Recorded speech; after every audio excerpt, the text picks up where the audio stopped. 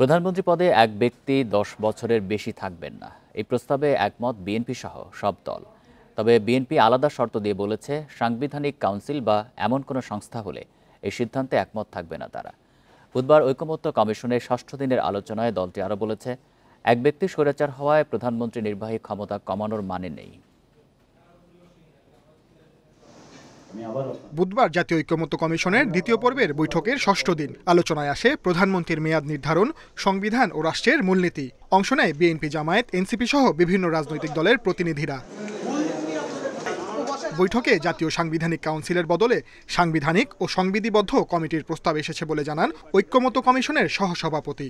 বিভিন্ন দলের পক্ষ থেকে যে সমস্ত মতামত দেওয়া হয়েছিল তার ভিত্তিতে জাতীয় ঐকমত্য কমিশন এনসিসির প্রস্তাব সংশোধন করেছে, পরিবর্তন করেছে। এনসিসির পরিবর্তে সাংবিধানিক ও সংবিধিবদ্ধ প্রতিষ্ঠানের নিয়োগ কমিটির কথা বলা হয়েছে। এটি এনসিসির পরিবর্তে একটি কাঠামো হিসেবে প্রস্তাব করা হয়েছে। রাষ্ট্র পরিচালনায় এক ব্যক্তির ক্ষমতা বা ফ্যাসিবাদের বিকাশ যেন না হয়, তার জন্য সাংবিধানিক ও সংবিধিবদ্ধ কমিটি গঠনে একমত অধিকাংশ দল। সাংবিধানিক ও সংবিধিবদ্ধ প্রতিষ্ঠানের নিয়োগ কমিটি গঠনের প্রস্তাব দিয়েছেন এবং আজকের এই প্রস্তাবেও বিএনপি সহ কয়েকটা দল বাদে অধিকাংশ দলই এ ব্যাপারে ঐকমত পোষণ করেছেন। এই কমিটিকে জনপ্রত্যাশা উল্লেখ করে তা চূড়ান্তে বিএনপিকে পাশে চায় এনসিপি। সকলে এটা চাওয়ার জায়গা, সে জায়গায় বিএনপি বা তার সমমনা যে দলগুলো এই কনসেপ্টের বিপক্ষে অবস্থা নিয়েছেন। আমাদের আহ্বান থাকবে গণতান্ত্রিক পরিবেশকে নিশ্চিত করতে বিএনপি এবং সমমনা দল যেগুলো আছে তারা যেন এনসিসির বিষয়ে, অর্থাৎ সাংবিধানিক এবং সংবিধিবদ্ধ প্রতিষ্ঠানগুলোতে নিয়োগ কমিটির বিষয়ে তারা যেন ইতিবাচক সিদ্ধান্ত গ্রহণ করেন। প্রধানমন্ত্রীর মেয়াদ 10 বছর করার বিষয়ে বিএনপি রাজি, তবে শর্ত সাপেক্ষে। 10 বছরের বেশি কোনো ব্যক্তি প্রধানমন্ত্রী থাকতে পারবেন না, এই বিষয়ে আমরা একমত। তবে এই জাতীয় সংস্থাগুলো এনসিসি বা সাংবিধানিক নিয়োগ কমিটি, এই জাতীয় সংস্থাগুলো যদি দিয়ে নির্বাহী বিভাগের সমস্ত কর্মকাণ্ডকে সমস্ত জায়গায় ইন্টারফেয়ার করার যেখানে সম্ভাবনা থাকে এগুলো করা হয়, তাহলে আমরা সেই প্রস্তাবটা গ্রহণ করতে পারবো না। আমরা যদি সবসময় মাথায় রাখি যে এক ব্যক্তি স্বৈরাচার হয়েছিল, সেই জন্য নির্বাহী বিভাগকেই দুর্বল করতে হবে এবং লেজিসলেচারকে, সংসদকে দুর্বল করতে হবে, এই আইডিয়া থেকে আমাদের বেরোতে হবে। অন্তর্বর্তী সরকারের নেয়া সংস্কার প্রস্তাব চূড়ান্ত করতে রাজনৈতিক দলের সঙ্গে আলোচনা করছে ঐকমত্য কমিশন। প্রথম ধাপের আলোচনা শেষ হয় 19 May. Sajjad Hossain, Independent News, Dhaka. জাতীয় নির্বাচনের আগে স্থানীয় সরকার নির্বাচন চায় জামায়াতে ইসলামী। দুপুরে রাজধানীর আগারগাঁওয়ে নির্বাচন ভবনে সিইসির সঙ্গে বৈঠকে এই দাবি তুলে ধরেন দলটির প্রতিনিধিরা। বর্তমান নির্বাচন কমিশনের প্রতি আস্থার কথাও জানান তারা। তবে মনোনয়ন বাণিজ্য বন্ধ করতে ইসির কাছে সংখ্যানুপাতিক নির্বাচনের প্রস্তাব দিয়েছেন জামায়াত নেতারা। বুধবার আগারগাঁয়ে সিইসি এএমএম নাসির উদ্দিনের সাথে বৈঠকে জাতীয় নির্বাচন নিয়ে নিজেদের প্রস্তাবনা তুলে ধরেছে জামায়াত ইসলামী। বৈঠক শেষে বেরিয়ে 3 সদস্যের প্রতিনিধি দলের পক্ষে কথা বলেন দলের সহকারী secretary general doctor Hamidur Rahman Azad. জানান, আগামী জাতীয় নির্বাচনের আগেই স্থানীয় সরকারের ভোট চাইছেন তারা। লোকাল গভর্নমেন্ট যদি ইলেকশন যদি দলীয় সরকারের অধীনে হয়, তখন যে ঘটনাটা আমরা অতীতে অবলোকন করেছি সেটা হচ্ছে দলীয় প্রার্থীদেরকে চেয়ারম্যান মেম্বার বানানোর জন্য, মেয়র বানানোর জন্য এখানে দলীয় প্রভাব, তার চাইতে বড় যে কাজটা অন্যায়ভাবে করে সরকারগুলো, গভর্নমেন্ট টোটাল ইনস্টলমেন্টকে কাজে লাগিয়ে ভোটকে, ইলেকশনকে প্রভাবিত করে দলীয় প্রার্থীকে জিতে আনে। দুর্নীতি ও মনোনয়ন বাণিজ্য বন্ধ করতে সংখ্যানুপাতিক নির্বাচনের আহ্বান জানান জামায়াত নেতারা। বর্তমান কমিশনের প্রতি আস্থার কথাও তুলে ধরেন তারা। পিআর পদ্ধতি নির্বাচনের একটা সুন্দর পদ্ধতি, বিশ্বের বিভিন্ন দেশে আছে এবং সুষ্ঠু নির্বাচনের জন্য এটা একটা সুন্দর পদ্ধতি আমরা মনে করি। ঐকমত্য কমিশনেও আমরা এটা উঠিয়েছি, এটা আলোচনা চলমান। আজকে ইলেকশন কমিশনের কাছেও আমরা আনুষ্ঠানিক বৈঠকের মধ্য দিয়ে এটা দাবি উত্থাপন করেছি। প্রবাসীদের ভোটাধিকার প্রয়োগে প্রয়োজনীয় উদ্যোগ নিতে নির্বাচন কমিশনের প্রতি আহ্বান জানায় জামায়াতে ইসলামী। পোস্টাল ভোটার, অনলাইন ভোটার পদ্ধতি যেগুলো আছে এগুলোই আপনারা ভোট গ্রহণের জন্য পদ্ধতি হিসেবে নিতে পারেন। Rifat Alam, independent News, Dhaka. Mob justice নামে এক হিংস্র উন্মাদনা মানবতার শত্রু হয়ে দাঁড়িয়েছে বলে মন্তব্য করেছেন বিএনপির ভারপ্রাপ্ত চেয়ারম্যান তারেক রহমান। এটি গণতান্ত্রিক সংস্কৃতি গড়ে তোলার পরিবেশকে বিপন্ন করবে বলেও শঙ্কা জানান তিনি। নির্যাতিতদের সমর্থনে জাতিসংঘ ঘোষিত আন্তর্জাতিক দিবসে দেয়া এক বিবৃতিতে তিনি এই শঙ্কার কথা জানান। তারেক রহমান বলেন, দেশ ফ্যাসিবাদ মুক্ত হলেও গণতন্ত্রের সুষ্ঠু চর্চা এখনও শুরু হয়নি। আর যেন একমাত্রিক রাষ্ট্রের প্রবর্তন না হয় সেজন্য গণতন্ত্রকে গতিশীল ও এর ধারাবাহিকতা অব্যাহত রাখতে হবে। বিবৃতিতে বিএনপির ভারপ্রাপ্ত চেয়ারম্যান বলেন, মানবতা, ন্যায় বিচার, আইনের শাসন এবং অবাধ ও সুষ্ঠু নির্বাচনের সুমহান ঐতিহ্য গড়ে তুলতে হবে। একই সাথে গণতান্ত্রিক শক্তির অটুট ঐক্য বজায় রাখা জরুরি বলেও মনে করেন তিনি। এছাড়া আওয়ামী ফ্যাসিবাদী আমলে বাংলাদেশকে সর্বগ্রাসী রাষ্ট্রে পরিণত করা হয়েছিল মন্তব্য করে তারেক রহমান বলেন, সে সময় মত প্রকাশের স্বাধীনতা সহ সকল প্রকার নাগরিক স্বাধীনতাকে হরণ করা হয়েছিল।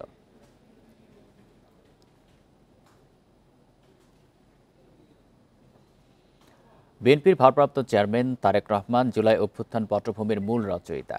তার নির্দেশেই বিএনপি ছাত্রদল কর্মীরা সক্রিয়ভাবে অংশ নেন অভ্যুত্থানে, এমন মন্তব্য করেছেন দলের সিনিয়র যুগ্ম মহাসচিব রুহুল কবির রিজভী। দুপুরে নয়াপল্টনে দলীয় কার্যালয়ে জুলাই অভ্যুত্থানে আহতদের চিকিৎসা সহায়তা দেওয়ার সময় তিনি এই মন্তব্য করেন। এ সময় শেখ হাসিনার শাসনামলে গুম খুনে অস্বীকৃতি জানানো পুলিশ কর্মকর্তাদের পুরস্কৃত করার আহ্বান জানান রিজভী। তিনি বলেন, জীবন্ত মানুষকে পুড়িয়ে হত্যার মতো পরিস্থিতি তৈরি করেন শেখ হাসিনা। যুদ্ধাপরাধী, মুক্তিযুদ্ধের চেতনা সহ নানা বিষয়ে দেশের মধ্যে বিভাজন সৃষ্টি করেন। এর মধ্যেও স্বৈরাচার সরকারের সময়কার যেসব পুলিশ কর্মকর্তা গুম খুন করতে অস্বীকৃতি জানিয়েছেন তাদের স্বীকৃতি দিতে হবে। বিডিআর হত্যাকাণ্ড নিয়ে বিএনপির এই নেতা বলেন, প্রভুদের স্বার্থে পরিকল্পিতভাবে এটি ঘটনা হয়েছে। এর সুষ্ঠু তদন্ত নিশ্চিত করতে হবে। এছাড়া অন্তর্বর্তী সরকার দায়িত্বে থাকা অবস্থায় ১৭৭টি হত্যাকাণ্ড নিয়েও উদ্বেগ জানান রুহুল কবির রিজভী। বিএনপির ভারপ্রাপ্ত চেয়ারম্যান যিনি অত্যন্ত দৃঢ়চিত্তে এই জুলাই আগস্টের আন্দোলনের পটভূমি রচনার প্রধান নায়ক, যখনই ছাত্ররা এই বিভিন্ন কর্মসূচি গ্রহণ করছেন তখন তিনি দলের সকল নেতাকর্মীকে নির্দেশ দিতেন। যিনি ওনার নির্দেশ কখনো লন্ডন থেকে নিজে বক্তব্য রাখতেন, কখনো আমাদের মাধ্যমে তিনি দিতেন। শেখ হাসিনার ফাঁসি চাওয়া আইনজীবীকেই তার পক্ষে দেয় বিতর্কের জেরে বাতিল করা হয়েছে আমিনুল গনি টিটোর নিয়োগ। ন্যায় বিচার নিশ্চিত করতে এবং স্বার্থের দ্বন্দ্ব এড়াতে তাকে অব্যাহতির কথা জানিয়েছে ট্রাইব্যুনালের প্রসিকিউশন। তার বদলে আদালত অবমাননা মামলায় শেখ হাসিনার পক্ষে আইনি লড়াই থাকবেন সাবেক পিপি আমির হোসেন।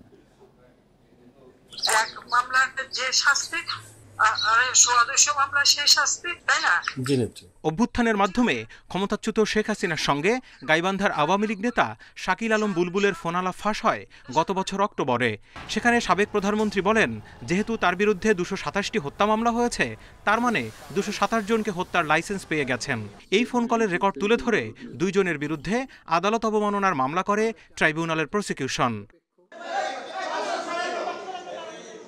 পলাতক শেখ হাসিনা ও বুলবুলের পক্ষে মামলা পরিচালনায় ১৯ জন সুপ্রিম কোর্টের আইনজীবী আমিনুল গনি টিটোকে নিয়োগ দেয় ট্রাইব্যুনাল। কিন্তু ৫ আগস্ট শেখ হাসিনার ফাঁসি চেয়ে তার দেয়া পোস্ট ঘিরে শুরু হয় বিতর্ক। বুধবার ট্রাইব্যুনালে মামলার শুনানি করতে চাইলে তার নৈতিকতা নিয়ে প্রশ্ন তোলে আদালত। ন্যায় বিচারের স্বার্থে শেখ হাসিনার মামলা থেকে তাকে সরে যেতে বলেন ট্রাইব্যুনালের চেয়ারম্যান।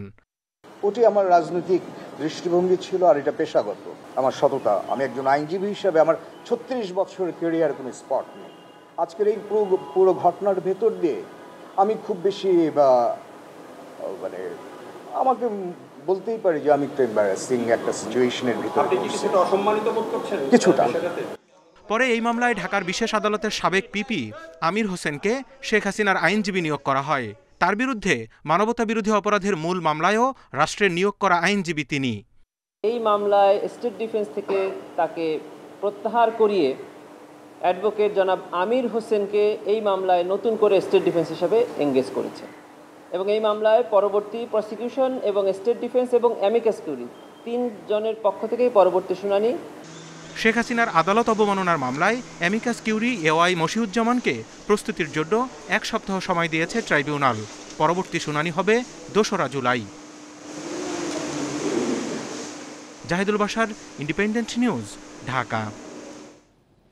নুরুল হুদার পর এবার গ্রেপ্তার হলেন সাবেক প্রধান নির্বাচন কমিশনার কাজী হাবিবুল আওয়াল। বুধবার দুপুরে রাজধানীর মগবাজার থেকে তাকে গ্রেপ্তার করা হয়েছে। পুলিশ জানায় বারবার জায়গা বদলের কারণে হাবিবুল আওয়ালকে গ্রেপ্তারে বেগ পেতে হয়েছে। সব প্রক্রিয়া শেষে কাল আদালতে তোলা হবে সাবেক সিইসিকে। 2014, 2018 ও 2024 সালের সংসদ নির্বাচনে ব্যাপক কারচুপির অভিযোগ বিএনপি সহ কয়েকটি দলের। গত রোববার শেরেবাংলা নগর থানায় মামলা করে বিএনপি। এতে সাবেক 3 প্রধান নির্বাচন কমিশনার, সাবেক প্রধানমন্ত্রী শেখ হাসিনা সহ 24 জনকে আসামি করা হয়। ওই দিন সন্ধ্যায় গ্রেপ্তার হয় সাবেক সিইসি নুরুল হুদা। গুঞ্জন ওঠে কাজী হাবিবুল আওয়ালকে গ্রেপ্তারেরও। অবশেষে বুধবার দুপুরে রাজধানীর মগবাজার থেকে তাকে গ্রেপ্তার করা হয়। পুলিশ জানায় কয়েকটি জায়গায় অভিযান চালিয়ে তাকে গ্রেপ্তার করা হয়েছে। মুক্ত মামলার তিনি 20 নম্বর এজাহারভুক্ত আসামি। তা আমরা তাকে গ্রেপ্তারের জন্য বেশ কয়েকদিন যাবৎ কাজ করি এবং কাজ করার একটা পর্যায়ে আজকে দুপুর 1টার সময় ঢাকা মহানগরীর গোয়েন্দা বিভাগের একটি টিম দুপুর 1টার সময় মগবাজারের একটি বাসা থেকে, বাসভবন থেকে তাকে আমরা গ্রেপ্তার করতে সক্ষম হই। প্রাথমিক জিজ্ঞাসাবাদ শেষে আদালতে তোলা হবে সাবেক সিইসি কাজী হাবিবুল আওয়ালকে। রিমান্ডের আবেদনও করতে পারে পুলিশ। আমাদের যে ইনিশিয়াল কিছু ম্যানেজমেন্ট আছে, অর্থাৎ তার মেডিকেল চেক আপ করা, কিছু ডেটাবেস মেনটেন করা এবং তৎপরবর্তী থানার যে তদন্তকারী কর্মকর্তা তিনি আসবেন তার নিকট আমরা হস্তান্তর করব। হস্তান্তরের পরবর্তীতে তাকে বিজ্ঞ আদালতে প্রেরণ করা হবে। 2022 সালে প্রধান নির্বাচন কমিশনারের দায়িত্ব নেন কাজী হাবিবুল আওয়াল। তার অধীনে 2024 সালে অনুষ্ঠিত হয় দ্বাদশ সংসদ নির্বাচন। বন ইবনে কামাল, ইন্ডিপেন্ডেন্ট নিউজ, ঢাকা। নগর ভবনে আন্দোলনকারীদের ওপর হামলা চালিয়েছে উপদেষ্টা আসিফের ঘনিষ্ঠজনেরা। বিএনপি নেতা ইশরাক হোসেন এই অভিযোগ করেন। দুপুরে জাতীয় প্রেস ক্লাবে সংবাদ সম্মেলনে তিনি হুঁশিয়ারি দেন, প্রতিহিংসামূলক আচরণ করলে আন্দোলন ছড়িয়ে পড়বে রাজপথে। এদিকে সোমবার থেকে আন্দোলন তুলে নেওয়া স্বাভাবিক হয়েছে দক্ষিণ সিটি কর্পোরেশনের সেবা কাজ। মঙ্গলবার নগর ভবনে দুই পক্ষের সংঘর্ষে আহত হয় বেশ কয়েকজন। একে প্রতিপক্ষের হামলা বলে অভিযোগ করেন বিএনপি নেতা ইশরাক হোসেন। এসব নিয়ে বুধবার সংবাদ সম্মেলন করেন ইশরাক। তিনি অভিযোগ করেন, নগরবাসীর স্বতঃস্ফূর্ত আন্দোলন ঠেকাতে সরকারের মদতপুষ্ট একটি মহল হামলা করেছে। মন্তব্য করেন, নতুন একটি রাজনৈতিক দলকে সুবিধা দিচ্ছে সরকার। কারো প্ররোচনায় বা নিজ সিদ্ধান্তে আন্দোলনে অংশগ্রহণকারী কর্মকর্তা ও কর্মচারীদের বিষয়ে প্রতিহিংসামূলক পদক্ষেপের চিন্তা ভুলক্রমে করবে না, এটি একটা সতর্কবাণী হিসাবে আমি দিচ্ছি। এর কোনো ব্যত্যয় হলে ঢাকা নগরবাসী মেনে নেবে না এবং পুনরায় আন্দোলন শুরু হলে তার নগর ভবনের গণ্ডি পেরিয়ে রাজপথে গড়াবে, সেটি করা উচিত হবে। তিনি আরও বলেন, বিএনপির কোনো নেতার ইন্ধনে আন্দোলন চলছে না। এ সময় উপদেষ্টা আসিফের অশালীন বক্তব্যের জন্য ক্ষমা চাইতে বলেন ইশরাক। আমাদের ঢাকা নগরবাসীর স্বতঃস্ফূর্ত এই আন্দোলনকে এইভাবে অপমান করার বিরুদ্ধে তীব্র নিন্দা ও প্রতিবাদ জানাচ্ছি। ঢাকার অধিবাসীদের প্রতি চরম অবমাননাকর এই বক্তব্যের জন্য তাকে ক্ষমা চাওয়ার দাবি জানাচ্ছি। এদিকে আন্দোলন তুলে নেওয়ায় দক্ষিণ সিটি কর্পোরেশনের কার্যক্রম স্বাভাবিক হচ্ছে বলে জানান প্রধান নির্বাহী কর্মকর্তা। অফিস রিলেটেড কার্যক্রমে যেভাবে জনগণ চেয়েছে, যখন চেয়েছে, সেটা হয়তো আমরা পারি নাই, তবে আমরা সে সেবাগুলি দিতে সক্ষম হয়েছি এবং এখনও আমরা চালিয়ে যাচ্ছি, অসুবিধা হচ্ছে না। আর অফিস খোলার পরে তো মোটামুটি সব সেবাই এখন ফুল সুইংয়ে শুরু হয়েছে। দুই পক্ষের টানাপোড়েনের কারণে আর যেন ব্যাহত না হয় সেবা কার্যক্রম, সেটাই চাওয়া নগরবাসীর। মেহেদী হাসান, ইন্ডিপেন্ডেন্ট নিউজ, ঢাকা। খুলনায় এসআই সুকান্ত দাসকে পুলিশে সোপর্দ করার পর ছেড়ে দেওয়ার ঘটনায় মেট্রোপলিটন পুলিশের কার্যালয়ে তালা দিয়েছে ছাত্র জনতা। দুপুর 1টা থেকে কেএমপি কার্যালয়ের সামনে বিক্ষোভ শুরু করে তারা। এ সময় বিক্ষুব্ধ ছাত্র জনতা 24 ঘন্টার মধ্যে এসআই সুকান্ত দাসকে গ্রেপ্তারের দাবি জানান। পাশাপাশি পুলিশ কমিশনারের পদত্যাগ দাবি করেন বিক্ষুব্ধরা।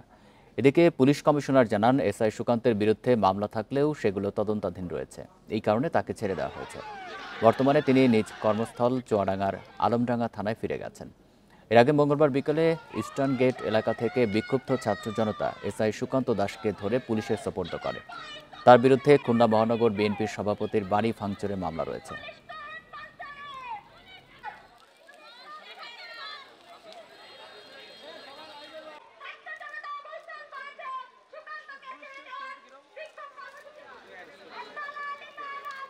একত্রিশে জুলাই গণঅভ্যুত্থানে সরাসরি ছাত্রদের উপর হামলা করা এসআই সুকান্তকে ধরার পরেও আইনের দোহাই দিয়ে তাকে ছেড়ে দিয়েছে। আইন নিয়ে তো সে এখানে আসে না, আইন নিয়ে তো বিপ্লব হয় না।